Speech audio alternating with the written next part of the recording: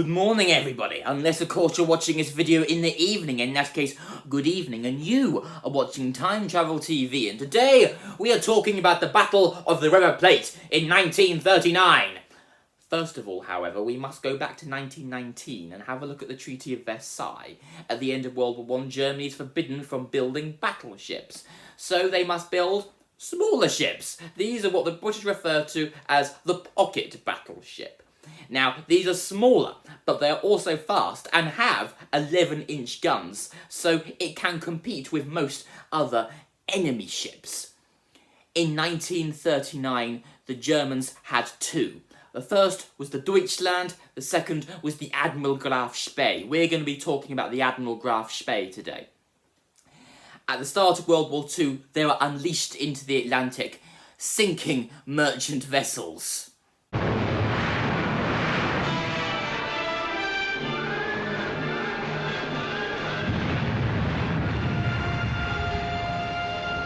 Britain needed to protect its merchant shipping, so they redirected 8 more ships to defend them. Also, Britain needed to find and destroy the Admiral Graf Spee.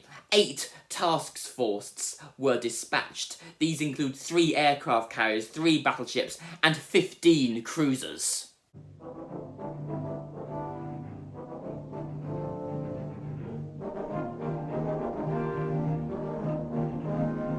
This is exactly what the Germans wanted to happen. They wanted the British to spread their forces thinly, to find just one ship.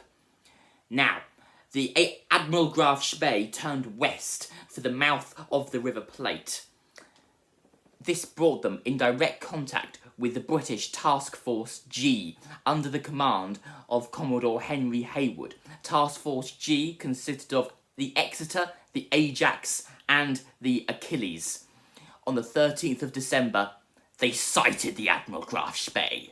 Flag 5! Enemy in sight! Enemy in sight! One aircraft floating in. It is! A pocket battleship! Henry Harwood wanted to mitigate the Admiral Graf Spee's fire, so he ordered his ships to go on both sides of the enemy. The Exeter went forward, while the Ajax and the Achilles swung round to the opposite side. 6:18 a.m. in the morning, and the Admiral Graf Spee opened fire on the Exeter. The Exeter was under heavy fire, and got a direct hit on the forward turret, killing all the officers on the bridge except for the captain and 2 others. Right in on Exeter, sir! Looks like forward turret!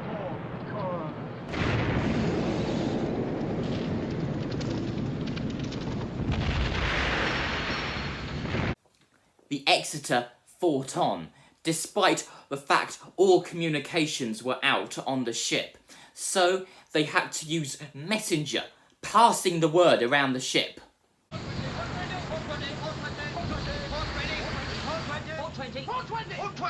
The Exeter continued to take direct hits. All turrets were out, all compasses were out, the ship was on fire, it was taking on water and listing badly. Now, if you don't know much about naval tactics, I can assure you this is all very bad.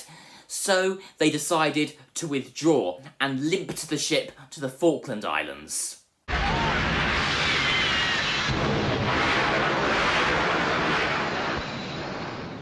Captain, sir. X-turret out of action, sir. This just left the Ajax and the Achilles. At 7:10 a.m, Harwood ordered that the Ajax and the Achilles close the distance between themselves and the Admiral Graf Spee. The Graf Spee turned away, then doubled back to fire on the British.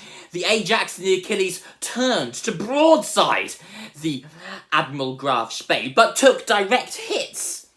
Torpedo fire from both sides forced the British and the Germans to take evasive action. It was then that Harwood was told that the ammunition levels were running low, so he decided to fall back. He decided to shadow the Graf Spee as it went west to the River Plate. What's she going to do, eh? She's not turning after us anyway. We'll keep on shadowing her from either quarter. It turned out that the Admiral Graf Spee was in much worse shape than Commodore Harwood knew. It turned out that your oil purification system had gone, as was the fresh water supply. Also, they were running low on ammunition. It was then the Captain Langsdorff, decided to go to the neutral port Montevideo in Uruguay.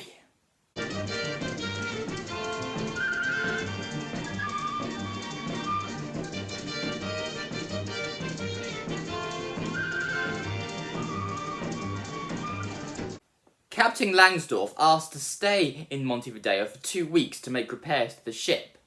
However, the British ambassador argued that if he stayed any longer than 24 hours, that would be a breach of Uruguay neutrality. However, Commodore Harwood wanted Langsdorff to stay there longer. After all, it would take a long time for reinforcements of other ships to make it there, and if it was just the Ajax and the Achilles, it would not be a sure thing, the battle, when the Admiral Graf Spee left port. He needed the Graf Spee to stay there longer. Dorsetshire left Cape Town Wednesday. 4,000 miles to sea. See? You've got to keep her here till Tuesday at least. On the 15th of December 1939, the Ajax and the Achilles were joined by the HMS Cumberland. Now, Harwood decided to leak false intelligence to the media, saying that half the British fleet was waiting at the mouth of River Plate for when the Graf Spee left port. Captain Langsdorff thought the game was up, so when he left Montevideo on the 17th of December, he decided to scuttle the ship.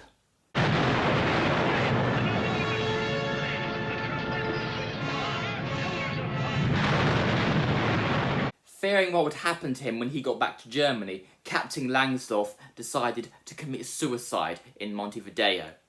This was the first real engagement that Britain was involved in during the so-called phony war period. It was also the first real major naval engagement of the war, and it demonstrated that the German Kriegsmarine, the German Navy, could not rely on their surface fleet to bring Britain to their knees, and they would have to rely and fall back on their U-boat wolfpack tactics. Also, for the time being at least, Britain still ruled the waves. Now, if you enjoyed this video, please subscribe to Time Travel TV, and I'll see you next time. Cheerio.